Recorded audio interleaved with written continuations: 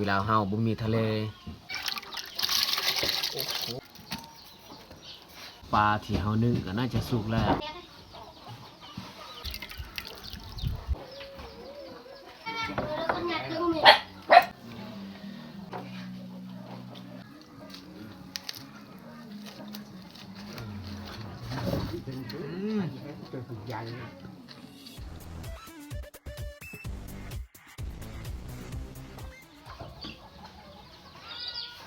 กราบสบายดีเบิดสู่คู่สู่คนที่เข้ามาเบิ่งมาชมสองของเฮาอีกครั้งแล้วก็สำหรับตอนแรกวันนี้ข่อยก็สิมาเฮ็ดอาหารการกินให้ครอบครัวได้กินสำหรับเมนูตอนแรกวันนี้ที่ข่อยจะเฮ็ดในแม่นเมนูพิเศษที่พ่อแม่บ่เคยกินอันนั้นก็คือพันธุ์ข้าวปุ้นเฮาสิมาเฮ็ดให้ครอบครัวได้กินเป็นครั้งแรกของพ่อแม่ได้กินพันธุ์ข้าวปุ้นเพราะว่าวันนี้เราก็มาจากเมืองก็เลยซื้ออันนั้นเส้นข้าวปุ้นแล้วก็อันปลาเนาะพอได้เฮ็ดกิน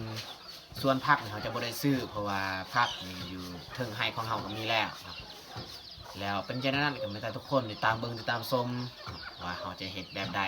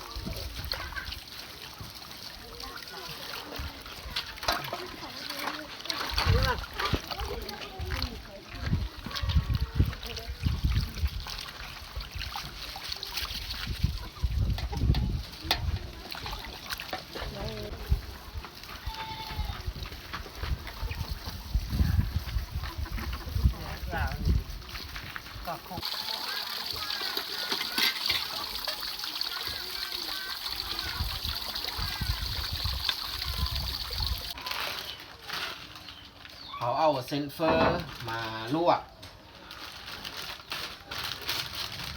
ซองพ่งน่าจะพอดีกินแล้ว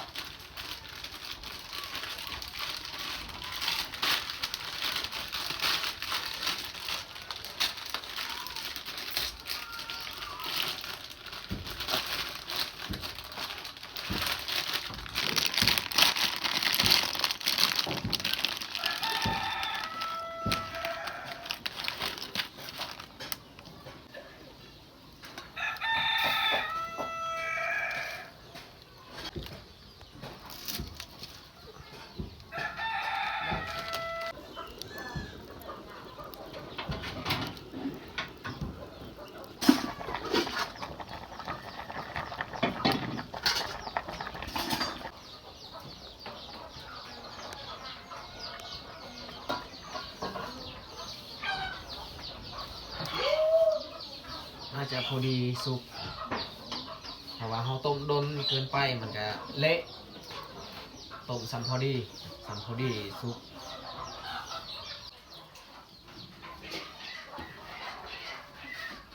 เอาข้างหม้อหัวใจเพราะว่าป้าที่เขาจะเฮ็ดของข้าวปุ้นนี่แม่นเขานึ่งเอาแม่นเขาปิ้งนี่ใช้เวลาดนเขานึ่งมันจึงง่าย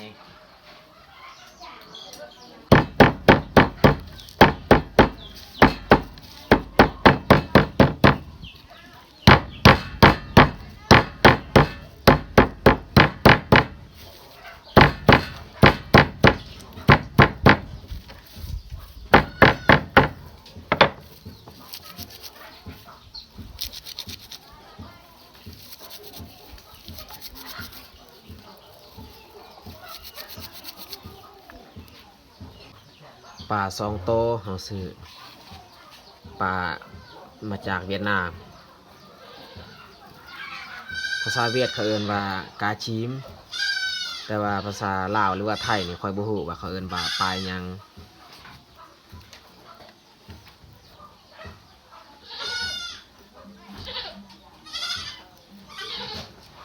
เอาหัวสิงไข่ยัด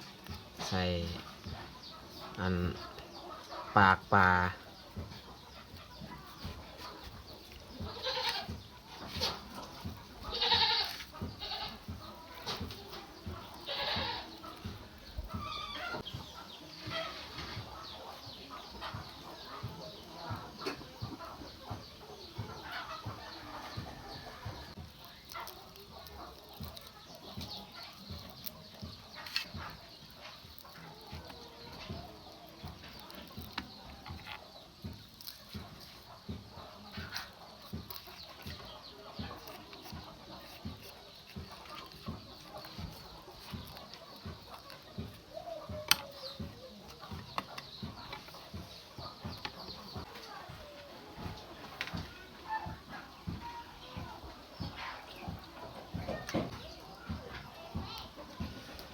ปลาทูเขาซื้อเอามาจากเมืองอยู่บ้านเฮานี่ซะน้อยสิได้กินปลาทูเป็นปลาที่เขาหาในทะเลนะบ่รวมแล้วนี่อยู่ลาวเฮานี่บ่มีปลาชนิดนี้เพราะว่าปลาชนิดนี้นี่มันอยู่แต่น้ำทะเลเท่านั้นอยู่ลาวเฮาบ่มีทะเลปลาชนิดนี้ก็บ่มีต้องได้นำเข้าจากประเทศอื่นๆ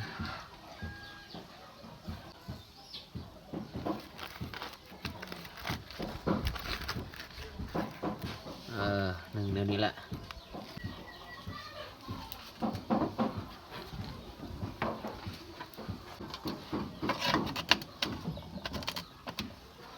เอาผ้าอัดปิดไว้เทลงใส่น้ำเย็นเลยโอ้โห2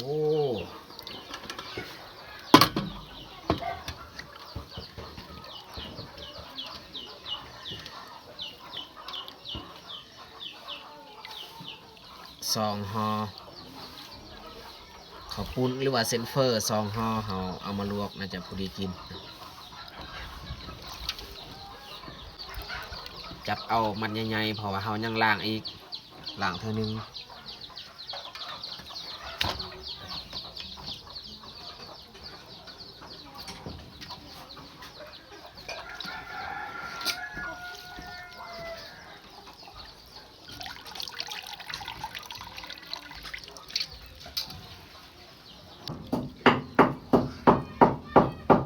ล่างครั้งนี้นี่แมนเขาจับเป็นกาวน้อยๆเป็นมัดน้อยๆ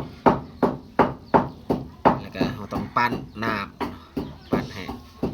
ค่อนข้างละเอียดสำหรับสำนึง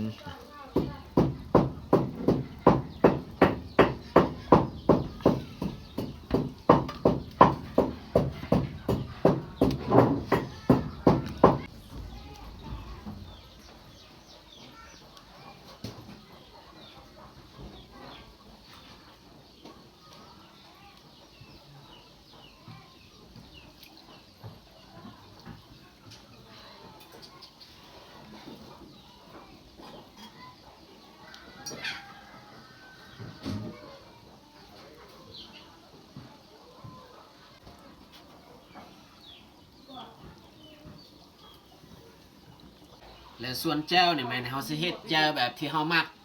เขาบ่ต้องเฮ็ดแบบคืออันบางคนเขาเฮ็ดเขาใส่อันนั้นหมักถั่วดินของเฮานี่เฮ็ดแจ้วส้มใส่มะนาวเขาก็ซื้อจากเมืองแต่เขาปิดมะเผ็ดใส่โคกเลย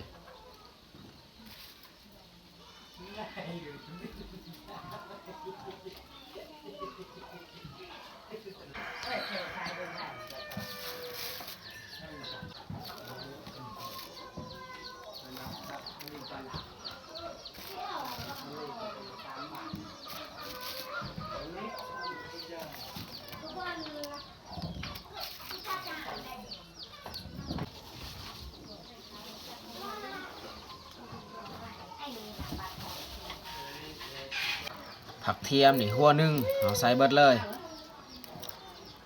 ปอกไว้อยู่นี่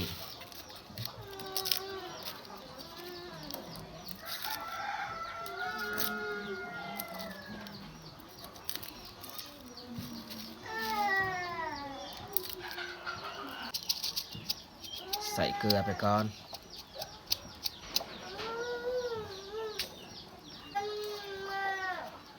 ใส่แป้งนัว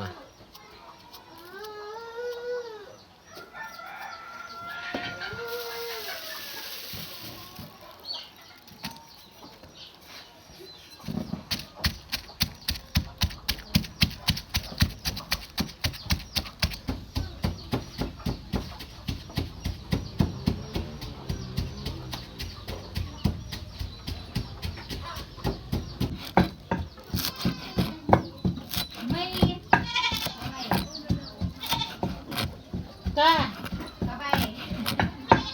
Bởi về cái tạch mê Lăng tròi cả vô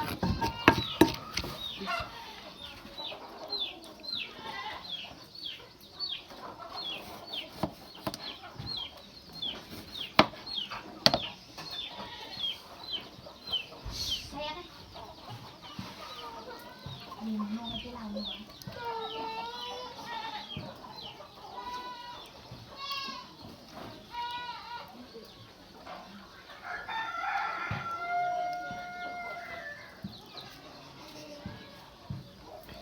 แจ่วส้มเขินมาถอกน้ำปลาใส่น้ำปลาหากระซื้อไม่ไหมใส่ไม่ไหมนี่แหละ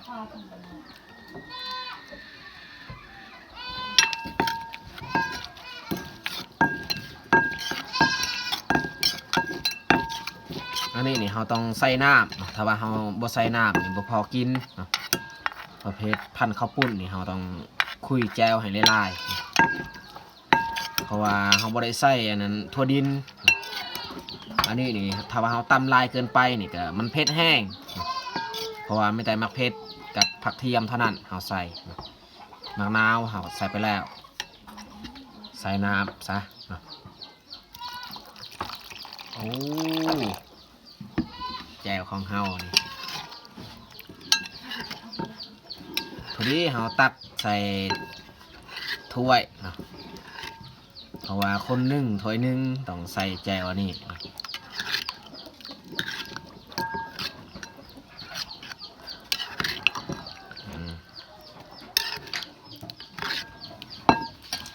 โอเคมาแต่เฮาจะใส่อันนั้นผักหอมอีกบัดนี้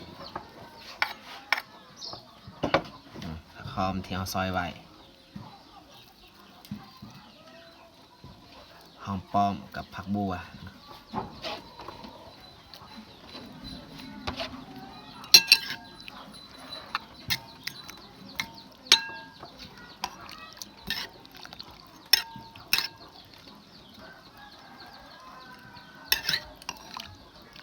ถือว่าสำเร็จสำหรับแจวกินกับพันข้าวปุ้นอันนี้เป็นแจวที่เคยเฮ็ดเคยกินส่วนเฮียนอยู่เวียดนะเฮ็ดกินแบบนี้คนอื่นนี่เขากินแจวแบบรสชาติหวานๆนะต่ำกับอันนั้นถั่วดินแต่คอยบ่มักปานใดเฮ็ดแบบนี้เอาเพราะว่าการกินของแต่ละคนมันบ่คือกันความมักความชอบนะมักแบบใดก็เฮ็ดแบบนั้น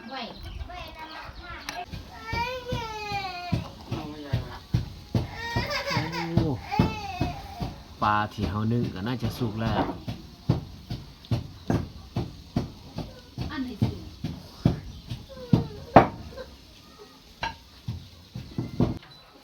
ปลาที่เฮานึ่งก็น่าจะสุกแล้ว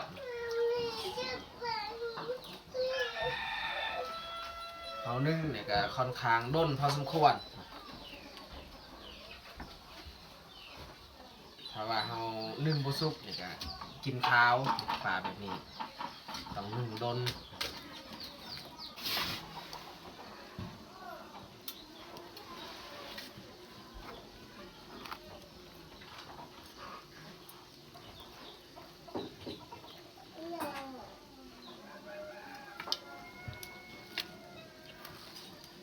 ถ้าว่าเฮาเฮ็ดเมนูอื่นปลาซองโตนี่เลือกกินแล้ว แต่ว่าเรากินกับพันข้าวปุ้นนี่มันจะบ่พอแน่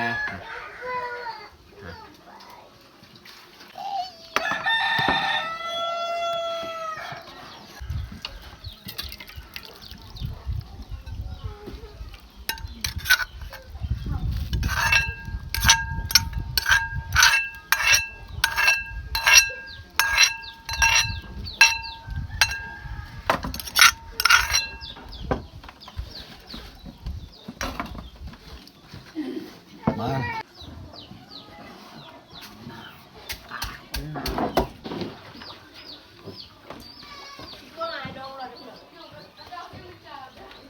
3 บอลเฮาไว้ผัก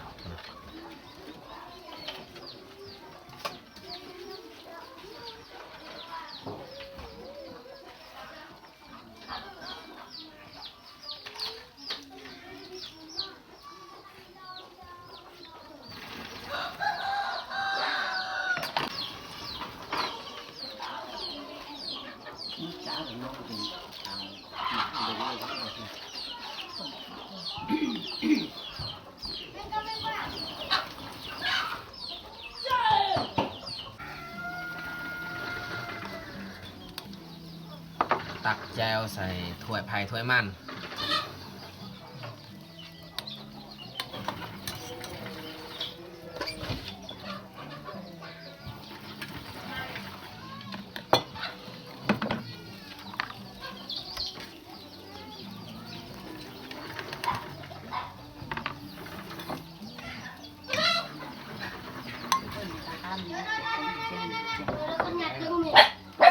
ตา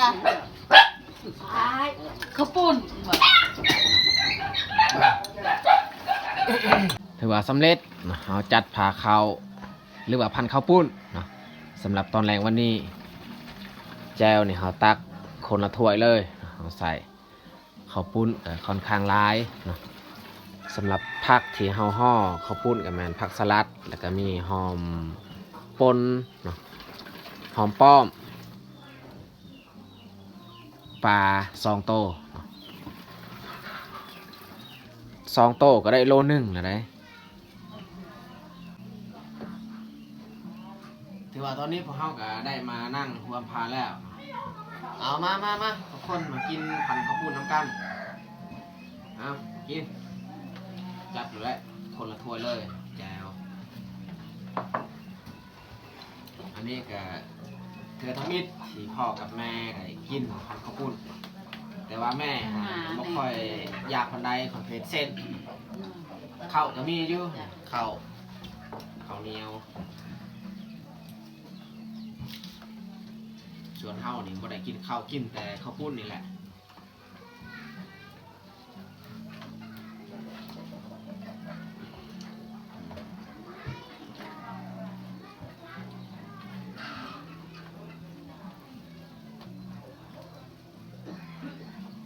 เอาแนวละอย่าง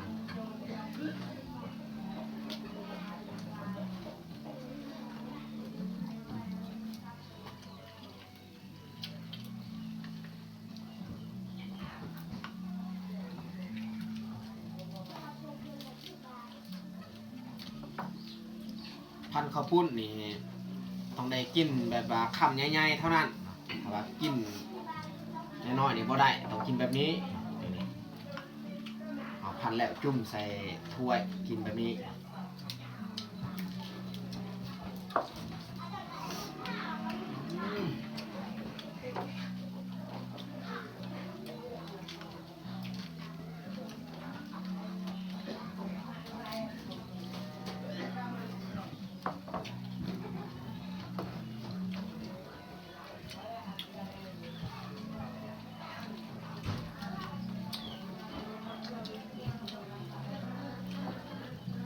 được ủa rồi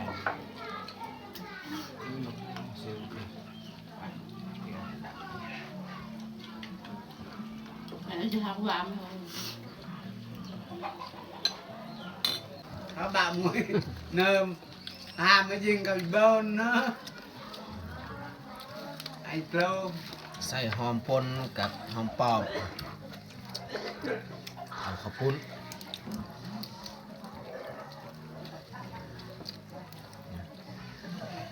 บิซีนปลาอีกใส่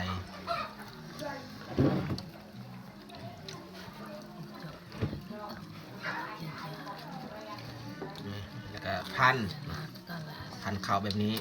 เขาเอิ้นว่าพันข้าวปุ้นมันต้องพันแบบนี้ แล้วจึงจุ่มใส่แจวแบบนี้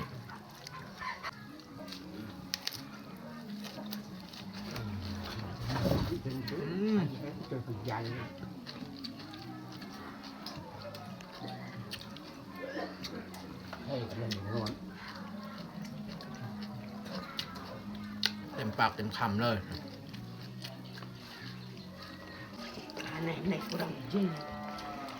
cá đừng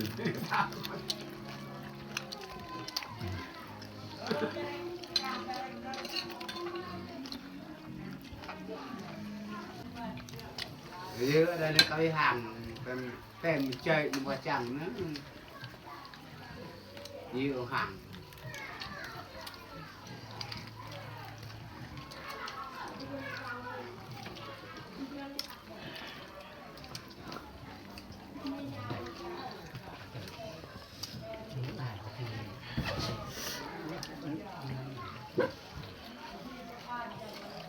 nó này tặng đi nó đầy như cái tập tèn này โอ้ข้าวปุ้นยังลายอยู่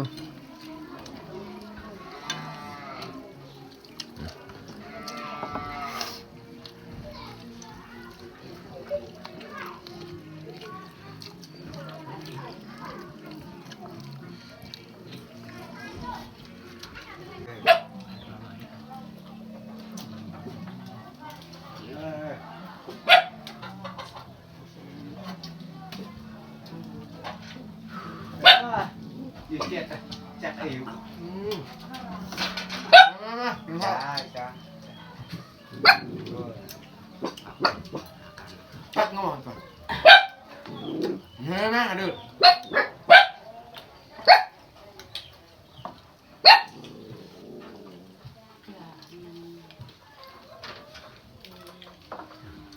phải coi để trả yêu của nhà chậu nó làm ta มีคนขึ้นเพื่อนเฮา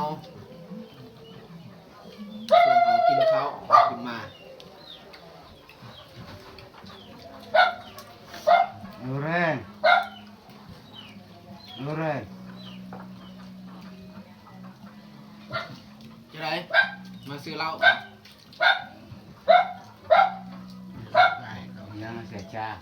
สงสัยเพิ่นบ่ยิน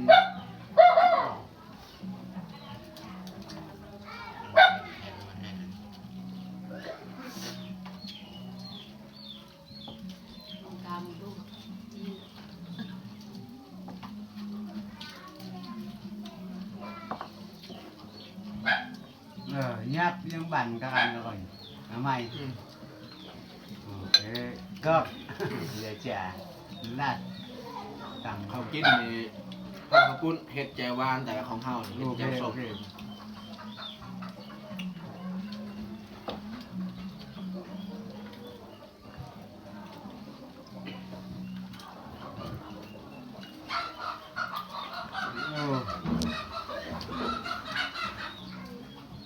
ป้าทั้งหมดอิ่มหมัน